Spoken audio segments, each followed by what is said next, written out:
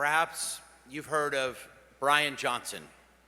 He's the 48-year-old venture capitalist who sold Venmo for $800 million. But he's even more famous through his Netflix documentary entitled "Don't Die, the Man Who Wants to Live Forever." For he has given his life and his body over to what's called the science of longevity, on an unprecedented quest to live as long as possible.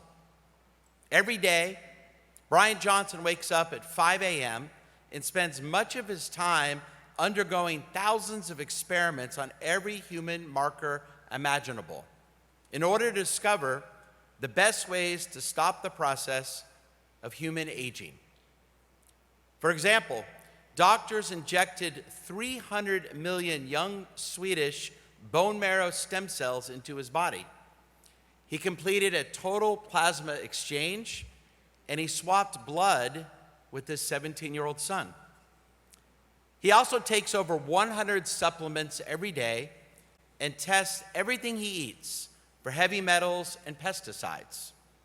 He begins his first meal in the morning at exactly 6 a.m.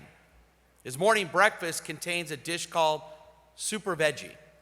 It's full of broccoli, cauliflower, black lentils, and garlic. His second meal is called Nutty Pudding, and it contains flaxseed, walnuts, pea protein, and some collagen. And his final meal of the day, his dinner, is at 11 a.m., and it's some combination of vegetables, berries, and seeds. I don't think I'm making anyone hungry tonight. He eats no meat, drinks no alcohol, and God forbid he would never consume any sugar. Desserts or junk food, out of the question. He proudly declares that he cannot remember the last time he had chocolate. But every day, he does drink a bitter green shake of blended vegetables mixed in with real algae. Yes, Johnson admits that most of the time, he's hungry. But what he does is working. Most of his major organs have been reduced from his age of 48 to the biological age of an 18-year-old.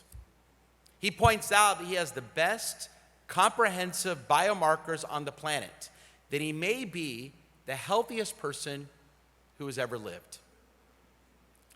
As a rabbi, I have to say, there is something Jewish about what he's doing. Our tradition values taking care of ourselves so we can live as long as possible. So you may be asking, Rabbi, should we all try to be more like Brian Johnson? We all know that the high holidays are about seeking forgiveness for the sins we committed over the past year. And yes, there are already plenty of mistakes we have made. But I'm about to make it even tougher. There is an additional category of sins you may not even know about. The times when we kept ourselves from enjoying the simple pleasures that God permits. For example, eating a nice large meal with your loved ones when your schedule allowed, but you did not do it, that's actually considered a sin in the eyes of our tradition. That work meeting you really didn't need to attend, instead of going to your child's baseball game, that too is a transgression. And yes, when your diet allowed a rare chocolate sundae, and you still resisted, that too, our tradition identifies as a sin. In fact, our rabbis teach that when all of us go to heaven one day, God will ask you a series of questions, 7 questions in all. And one question, according to the Talmud, that God will ask you, were there pleasures I permitted you that you did not enjoy? This question asks that we evaluate our time on earth from a positive perspective, not just by the mistakes we all make, but by how much we took advantage of the great blessings of our world. For our tradition wants us to live meaningful, fulfilled, and simply put, lives filled with joy, especially whenever life allows. Perhaps Brian Johnson could learn from us. No, Judaism doesn't encourage a lifestyle of decadence and hedonism. It calls us instead to a life that is balanced and thoughtful. To live life moving from a piece of work to a moment of joy, from times of challenge to even moments of indulgence. Life is about working when we need to and not forgetting to also enjoy ourselves. My father learned the hard way. Years ago, he ran his own business. The hours, the stress were nonstop. He became so consumed at the office, he never took a time off. Never.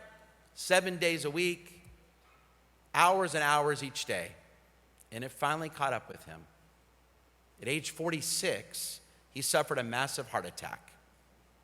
And thank God, a quick trip to the ER and a triple bypass saved his life. It was a frightening time for my family. But it also became a turning point. That brush with death forced a shift. Life was no longer only about work for my father. It became more about the happiness he experienced with others. He began at last to let himself enjoy his blessings when he could and when he should. Perhaps you know of someone living the way my father once did, caught in work and worry, forgetting to truly live. This day of atonement, Yom Kippur, gives all of us an opportunity to change. As someone who was taught to put a lot into his work and is fortunate to love his career, sometimes I need the reminder that it's okay to take a break. Earlier this year, I was invited to join my 4 best friends from rabbinical school on a trip, a rabbinical school reunion.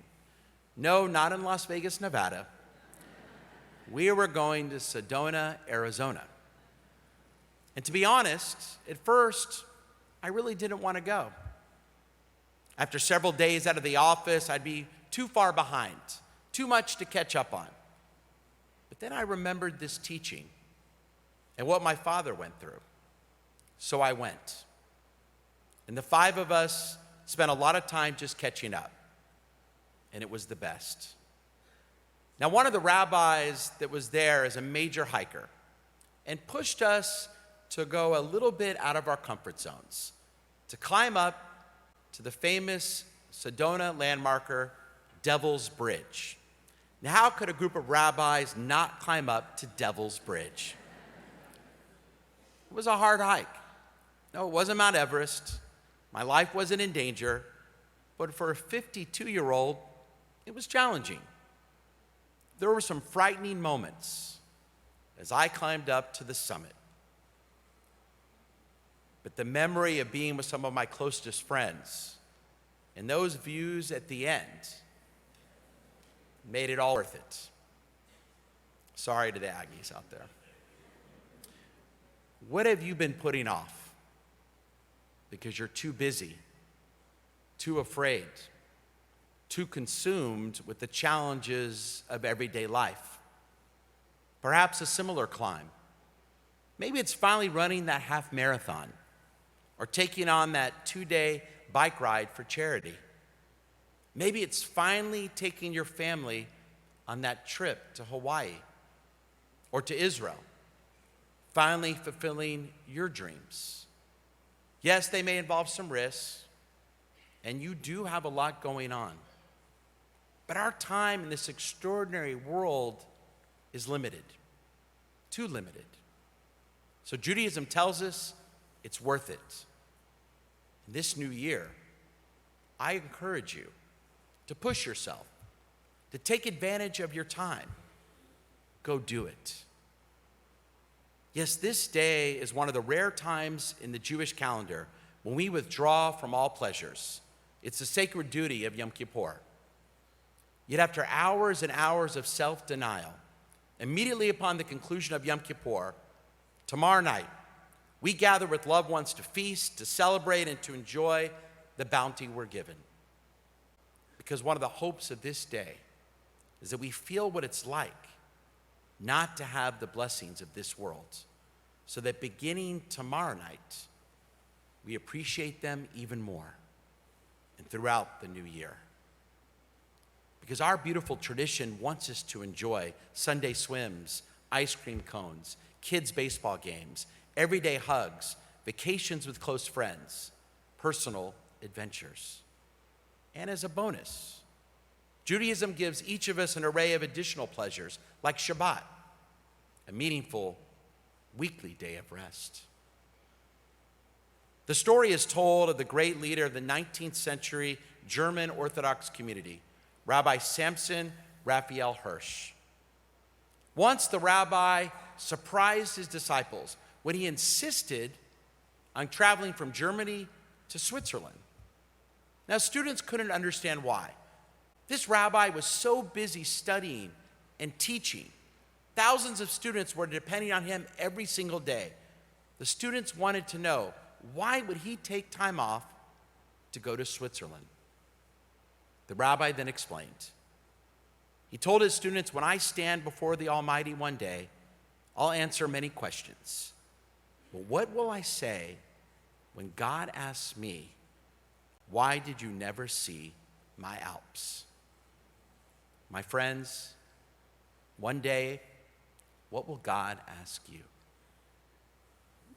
Thank you.